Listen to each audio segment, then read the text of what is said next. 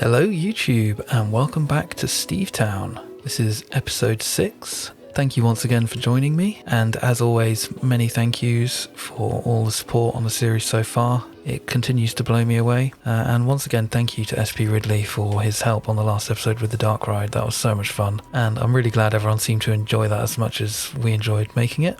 As I'm recording this, as of yesterday, Planet Coaster 2 was finally given a release date. It is coming out in about 6 or 7 weeks' time, the time that I record this.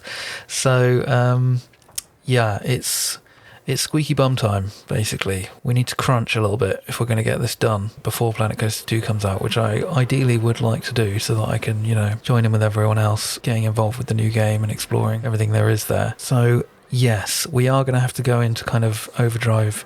I mean, I've already been in overdrive mode, if we're being real, but yeah, I'm going to have to go pretty hard. So we may have to reduce the scope of a couple of things a little bit, and I'll talk about some things as we look around today. And it's also maybe worth mentioning that today's update is going to be a little bit scattershot. It's a little bit here and there. I've been working on several different things over the last week or so across the park, and it's kind of all over the place. And I think from now until the end, it's probably going to continue to be a bit like that, where I'm just kind of piecing together all the little bits that are left to do and making adjustments here and there. So yeah, with all of that said, let's begin, and we are actually starting here today in the brand new car park. Ooh. Yeah, I know I said I wasn't sure if I was going to do a car park, but I started redoing the entrance area, which I threatened to do before also, and once I started doing that, it was like, yeah, I should just do like a little bit of infrastructure. And yeah, so I looked at Dorney Park quite a lot for references on this, because I honestly have no idea how they do car park infrastructure in America. It's quite possible that I've made a right pig's ear of this anyway, but I think for what it is, which is like a non-functional car park outside the park, which basically no one's going to look at, it's absolutely fine and possibly even good in some ways. And I had to get this American flag out the front here. Again, that's a Dorney Park thing, and I was like, well, we've got to do that for Steve. That's what Steve would want. And it's pretty funny, I posted some screenshots of this on Discord, and everybody was going nuts for these drains. Because that's the kind of community we've got. People see a drain made out of curbs and they lose their minds, and I understand fully, to be honest. I've also done a little bit of work on this backstage off to the side here. Nothing, really intense, but just put in some warehouses that I found on the workshop, and I built this sliding rolling gate that I'm pretty chuffed with, to be honest. It does function properly, and it's on this little kind of caster wheel. I think these are Dada Po. I've never said that out loud, forgive me if I'm saying it wrong, but yeah, nice caster wheels. And yeah, as for the actual entrance, all it basically needed was a bit of clutter. Like, I've added a nice big tree, or a couple of trees. As I said, we've got the flag, we've got some little box planters. I added some variation to the colour on the floor, so we've now got this kind of like two-tone thing going with the bricks splitting it all up. One other little thing is this, I saw this again, I was looking at Dorney Park on Google Maps, and I saw this, they had this outside the front, this little like gazebo where they're doing some sort of contest to win a holiday. So I thought I'd add that in. We'd have a like bored lady sitting here waiting for people to come and sign up to win a trip to the Bahamas or somewhere like that. It's just all about the clutter, really. It's really kind of elevating the whole thing. And then I created this very simple but nice little kind of like circular brick pattern around this last little area before you come through the entrance. And then yeah, coming through the entrance, I have also added an American flag here.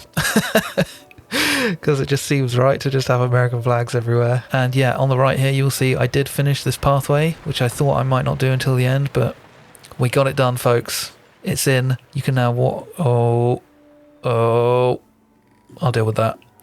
But yeah, so that's done, and that's looking really nice. It's just, well, I say it's looking really nice. It's a path, isn't it? Let's be real, it's a path. Okay, next up, over here, we have got this building on the corner is done. The Omnom, we've got an Omnom bakery. Not much to say about this, really. It's a very simple building on the corner of the main street.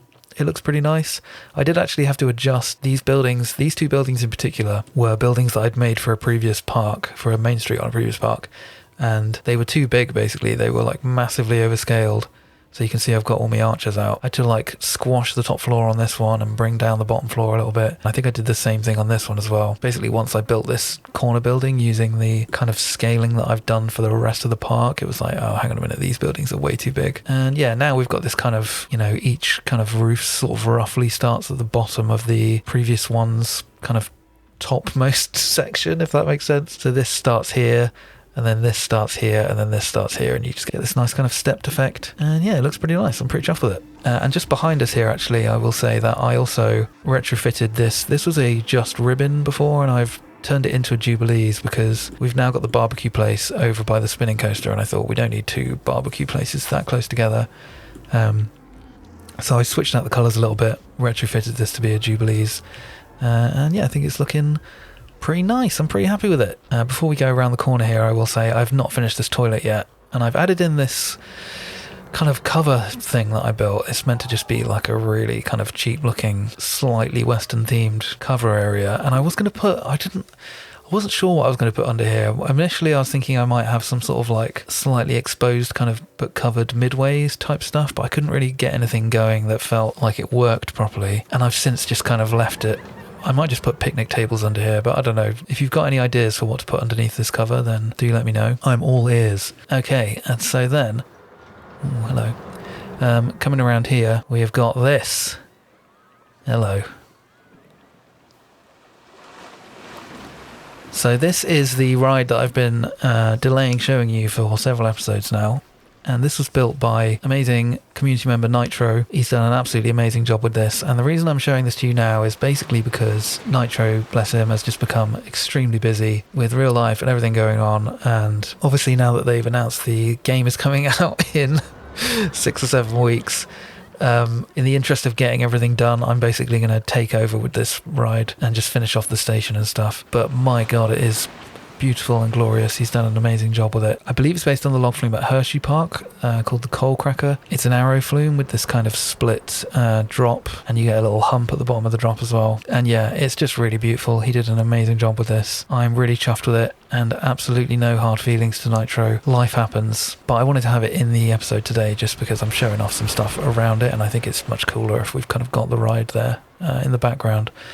So the vibe for this new area is kind of rustic, national parky kind of vibes. It's not straight up like this area is themed to the national park. It's just like borrowing heavily from that kind of architectural style. We've got another little Emax truck here, and this one has been sweeping up leaves. Obviously you can see that there's quite a lot of leaves on the floor around here. And then we've got this little picnic area with a couple of picnic covers, and these were kind of inspired by a vlog I was watching of Waldermere Park, where they just had this absolutely massive picnic area with all these like barbecues like lined up. They weren't in use in the vlog I was watching, but there was like, I mean, there was way more picnic tables than this. It was a massive area, but I just thought that was kind of a nice idea, and that maybe during the right sort of season you would have, you know, they would be operating a barbecue here where you could get a burger or whatever, and in the meantime we've just got another little Free the Bear cart, the hot dogs cart. And then coming around this way we've got a toilet on the left, and then we've got this lovely little slope up to the other end of the skyway, which we saw in the last episode. Again, it's just kind of in this national park style. These buildings are, as with everything else in the park, they're like quite simple structures. You know, it's a roof with a support structure. The realism factor for it and everything comes from just looking at references,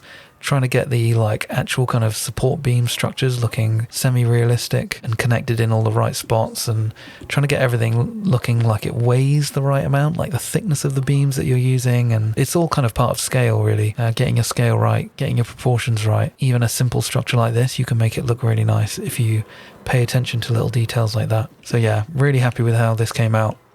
Another thing I'll say is that I'd been thinking about this already as soon as I built the Skyway. I was like, man, that's a really long stretch that you got across just like open water on a tiny little chairlift. So I was umming and ahhing about whether I needed to do this. So I put this little island in, and you sort of cutting through the trees in the way that sort of chairlifts and ski lifts and stuff often do when you see them going up the side of the hill, and it's just like carved this channel through the trees. I kind of wanted to try and replicate that with a little island in the middle here, and yeah, I think it looks really cool. I'm pretty happy with how that's come out, and it just means that you're only over the water for like one support's worth on each side, which just makes it a little bit less sketchy, I think. So yeah, that's looking pretty nice. And then with the station again, I was really happy with how this little area came out. The queue to get on the ride at this end is a little bit more kind of extravagant. We've just got this lovely sort of winding switchback path which comes up the slope here with a custom handrail, and you're sort of surrounded by the greenery. And yeah, it's just really nice, cozy vibes. Very happy with it. And then on the corner here, we've got this little soft ice cream building, which was heavily inspired by a building. I mean, I say it's heavily inspired. It's basically a complete rip-off of a building at Knoebels.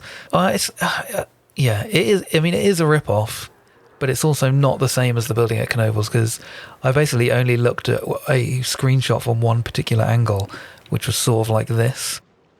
And I'm not actually sure what the overall shape of the real building is. I just kind of like took this sort of the stone base and the format of the windows and the sign and everything. I took those as a kind of palette and then just made my own building. And yeah, I love how this came out. Made this custom neon sign in TMTK, and I think it looks lovely. And yeah, continuing around here, lovely views of the log flume. We've got a scrambler here on the left, which is just really simple, done in a nice sort of rustic style. Because we're playing with the terrain a bit more around here, I've been having fun kind of like digging all the rides in with little retaining walls, and it just kind of, yeah, it just gives everything this nice sort of dynamic feeling. So I've done that with the scrambler, and you get this nice kind of view behind of this kind of rolling lawn here. And then again on the right here with the flying scooters, is that what they're called? We've got like it's up on a platform with a retaining wall, and then it's got this retaining wall where it's been kind of dug into the side of the hill behind where the log flume is. And yeah, really chuffed with how that's come out. This whole area as you walk around here just looks really nice, I think. The layers, it's really dynamic. Yeah, very chuffed. And then the last little bit of stuff that I finished here is coming up the little slope next to the flying scooters. We've got a little gift shop. I've called it Grouse Gifts. This is because I think the park is set in, I'm in two minds. I want to say it's set in Pennsylvania because that's where so many of the kind of the parks that have inspired it are. And it just seems to be like an area of North America where there's just loads of really nice little parks like this. And their state bird is the grouse. It's not just a normal grouse. It's some special kind of grouse. I think we're going to say it's set in Pennsylvania. Part of me wants to say it's like Springfield in that it's set like it's set in some nebulous like unknown state between like New York and Pennsylvania, but I wanted to have this little nod anyway. So we've got Grouse Gifts, and then next to that we have got Ruby Red's Coffee Cafe. This is a little nod to community member Ruby, who's got her Small Park series. If you haven't seen that, definitely recommend checking that out. It's absolutely fantastic. And she is on a constant crusade against Z fighting. So I thought, what better than a coffee shop? So you can fight those Zs. And I actually did try to purposefully put loads of like Z fighting on this, but for whatever reason, I can't get any of it. You can kind of see, I mean, I don't know if this will show up on the YouTube video. When you're at a certain distance, the Z fighting is working, but when I get close to it, the game doesn't want anything to do with it. And again, like a bunch of these boards and pillars, I made them purposefully Z fight, but for whatever reason, it's just not working. But yeah, anyway, shout outs to Ruby. She's a legend, and I think this is really cute. And then finally, we've just got this little kind of log cabin cafe building. I've not given this a name yet, and it's not completely finished because I'm thinking that I might have a path that runs around the back here to this wooden coaster, which you've probably noticed in the background and which I have not addressed yet. This wooden coaster, I was going to say, before they announced Planet Coaster 2, I was going to say, like, I'm not entirely sure about the layout of this coaster. I think I'm going to, like, tinker with it a bit over the next few weeks. But in all honesty, I'm not 100% sure how much time I'm going to have to repeatedly tinker with this. So we may just have to call it good enough. It was, like, very loosely inspired by Ravine Flyer at Waldermere and a couple of other similar coasters. And yeah, I mean, to be honest, I'm kind of like chuffed with the layout that I got for it in the end. It's not amazing. I think it's probably a bit janky in some places, and we'll have a better look at it once I've like finished the station and stuff. If you're able to spot any major red flags just from me showing the layout like this, then please do mention so in the comments. I am all ears. And then the last little thing I wanted to mention today, which if you've seen Masked Bandit's most recent episode of Conifer, you will have seen that I made this Chacho's Nachos logo for him because he had Nerd Chacho building in his park and he wanted to commemorate that with a little Chacho's Nachos building. Once I'd made the sign, I thought we might as well have one in Stevetown as well. So that's what this little building here was that I showed you briefly in the last episode. And yeah, I think it's really cute. It's come out really nicely. And I think that is about it for this update from Stevetown. I know it was a bit scattershot. I'm also, I think, becoming ill and kind of losing my voice. So apologies if I sound a bit my voice sounds a bit scratchy and a bit dead. I'm sorry. That was a lot of stuff to take in. Thank you once again for staying with me on this little journey through Stevetown. I'm so appreciative for all the support on the series so far, and I really think it is doable that we're gonna get to the end here. I think this area between here and here is gonna have to be fairly sparse, kind of lots of nature. I think we're gonna have Emax's Pinfari coaster out here, and maybe like one or two more flats, and then there's gonna be one more coaster over here. And that is going to be it. So I think it's going to be doable. It'll be fine. It'll be good. And yeah, I mean, the park is just, if you ignore all the horrible Z-fighting that you get when you zoom out this far, the park is looking really cool. I'm really happy with it. Thanks again so much for all your continued support. Be good to each other, and I will catch you next time. Bye. Salud.